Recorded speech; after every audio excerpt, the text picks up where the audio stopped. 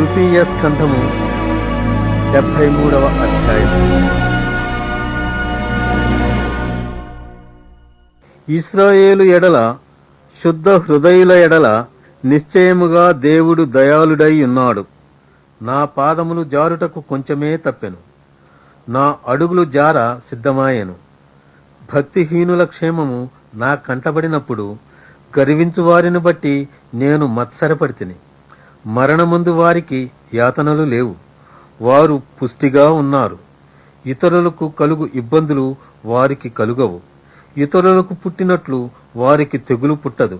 కావున గర్వము కంఠహారము వలె వారిని చుట్టుకొనుచున్నది, వస్త్రము వలె వారు బలత్కారము ధరించుకుందురు. క్రొవ్వు చేత వారి కన్నులు మెరకలై ఉన్నవి, వారి హృదయాలోచనలు బయటికి కానవచ్చుతున్నవి. ఎగతాళి చేయుచు బలత్కారము చేత జరుగు కీడును గూర్చి వారు మాటలాడుదురు, గర్వముగా మాటలాడుదురు. ఆకాశము తట్టు వారు ముఖము ఎత్తుదురు, వారి నాలుక భూ సంచారము చేయును. వారి జనము వారి పక్షము చేరును, వారు జలపానము సమృద్ధిగా చేయుదురు. దేవుడు ఎట్లు తెలుసుకొనును, మహోన్నతునికి తెలివి ఉన్నదా అని వారనుకొందురు. ఇదిగో ఇట్టివారు భక్తిహీనులు, వీరు ఎల్లప్పుడూ నిశ్చింత గలవారై ధనవృద్ధి చేసుకుందురు. నా హృదయమును నేను శుద్ధి చేసుకుని ఉండుట వ్యర్థమే, నా చేతులు కడుగుకొని నిర్మలుడనై ఉండుట వ్యర్థమే. దినమంతయు నాకు బాధ కలుగుతున్నది, ప్రతి ఉదయమున నాకు శిక్ష వచ్చుతున్నది. ఈలాగు ముచ్చటింతునని నేననుకొనిన ఎడల నేను నీ కుమారుల వంశమును మోసపుచ్చిన వాడనగుదును.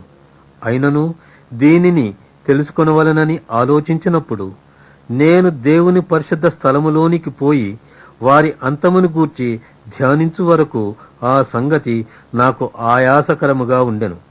నిశ్చయముగా నీవు వారిని కాలుజారు చోటునే ఉంచియున్నావు, వారు నశించునట్లు వారిని పడవేయుచున్నావు. క్షణమాత్రములోనే వారు పాడైపోవుదురు, మహాభయము చేత వారు కడముట్ట నశించుదురు.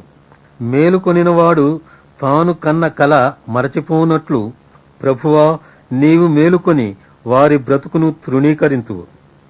నా హృదయము మత్సరపడెను, నా అంతరింద్రియములలో నేను వ్యాకులపడితిని. నేను తెలివిలేని పశుప్రాయుడనైతిని, నీ సన్నిధిని మృగము వంటి వాడనైతిని. అయినను నేను ఎల్లప్పుడూ నీ యొద్దనున్నాను, నా కుడి చెయ్యి నీవు పట్టుకుని ఉన్నావు. నీ ఆలోచన చేత నన్ను నడిపించెదవు, తరువాత మహిమలో నీవు నన్ను చేర్చుకుందువు. ఆకాశమందు నీవు తప్ప నాకెవరున్నారు? నీవు నాకుండగా లోకములోనిది ఏదియూ నాకక్కరలేదు. నా శరీరము నా హృదయము క్షీణించిపోయినను దేవుడు నిత్యము నా హృదయమునకు ఆశ్రయదుర్గమును స్వాస్థ్యమునై ఉన్నాడు.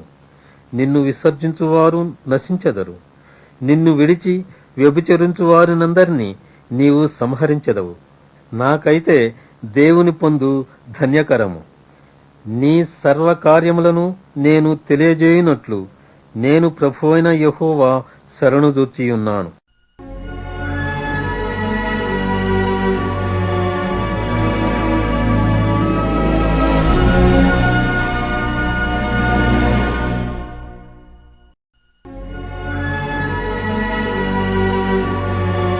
డెబ్భై 74వ కీర్తన.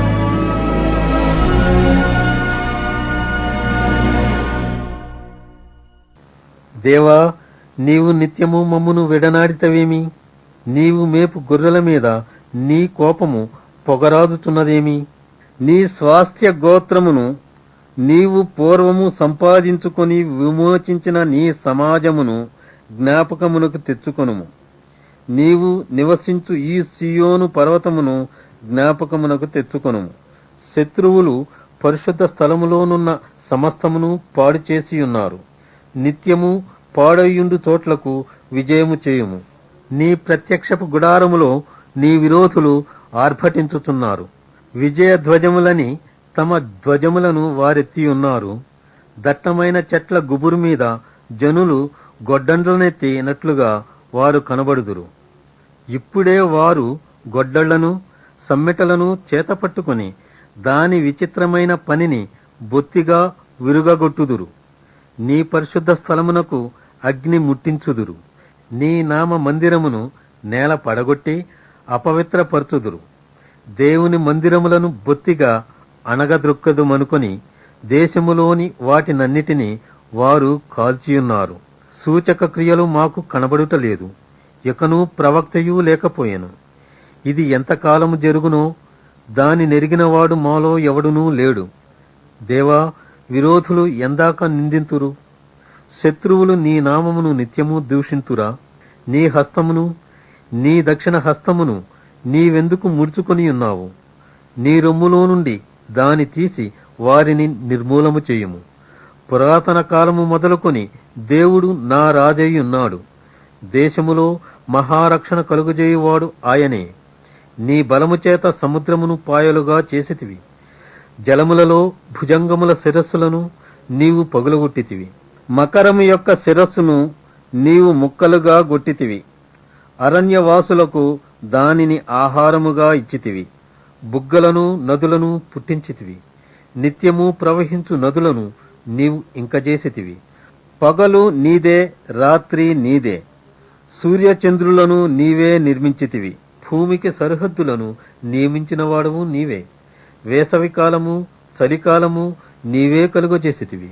యెహోవా, శత్రువులు నిన్ను దూషణ చేయుటను, అవివేక ప్రజలు నీ నామమును దూషించుటను మనస్సునకు తెచ్చుకొనుము. దుష్ట మృగమునకు నీ గువ్వ యొక్క ప్రాణము అప్పగింపకుము. శ్రమనొందు నీ వారిని నిత్యము మరువకుము. లోకములోనున్న చీకటి గల చోటులు బలత్కారుల నివాసములతో నిండియున్నవి. కాగా నిబంధనను జ్ఞాపకము చేసుకొనుము. నలిగిన వానిని అవమానముతో వెనుకకు మరలనీయకుము. శ్రమనొందు వారును దరిద్రులను నీ నామము సన్నుతించుదురుగాక. దేవా, లెమ్ము, నీ వ్యాజ్యము నడుపుము. అవివేకులు దినమెల్లా నిన్ను నిందించు సంగతి జ్ఞాపకము చేసుకొనుము. నీ మీదికి లేచువారి అల్లరి నిత్యము బయలుదేరుతున్నది. నీ విరోధులు చేయు గల్లత్తును మరువకుము.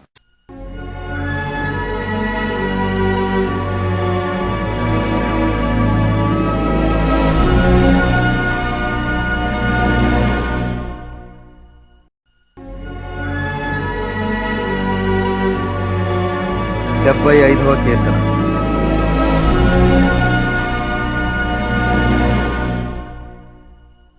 దేవా, మేము నీకు కృతజ్ఞతాస్తుతులు చెల్లించుతున్నాము.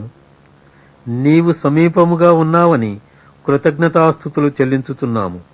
నరులు నీ ఆశ్చర్య కార్యములను వివరించుదురు. నేను యుక్తకాలమును కనిపెట్టుచున్నాను. నేనే న్యాయమును బట్టి తీర్పు తీర్చుచున్నాను. భూమియు దాని నివాసులందరూ లయమగునప్పుడు నేనే దాని స్తంభములను నిలుపుదును. సెలా. అహంకారులై ఉండకుడని అహంకారులకు నేను ఆజ్ఞ ఇచ్చుచున్నాను. కొమ్ము ఎత్తకుడి, ఎత్తుగా కొమ్ము ఎత్తకుడి, పొగరు పట్టిన మాటలాడకుడి అని భక్తిహీనులకు నేను ఆజ్ఞ ఇచ్చుచున్నాను. తూర్పు నుండి అయినను, పడమటి నుండి అయినను, అరణ్యము నుండి అయినను హెచ్చు కలుగదు. దేవుడే తీర్పు తీర్చువాడు. ఆయన ఒకని తగ్గించును, ఒకని హెచ్చించును. యెహోవా చేతిలో ఒక పాత్రయున్నది. అందులోని ద్రాక్షారసము పొంగుచున్నది. అది సంభారముతో నిండియున్నది. ఆయన దానిలోనిది పోయుచున్నాడు. భూమి మీదనున్న భక్తిహీనులందరూ మడ్డితో కూడా దానిని పీల్చి మృంగివేయవలెను. నేనైతే నిత్యము ఆయన స్తుతిని ప్రచురము చేయుదును. యాకోబు దేవుని నేను నిత్యము కీర్తించెదను. భక్తిహీనుల కొమ్ములనన్నిటినీ నేను విరుగగొట్టెదను. నీతిమంతుల కొమ్ములు హెచ్చింపబడును.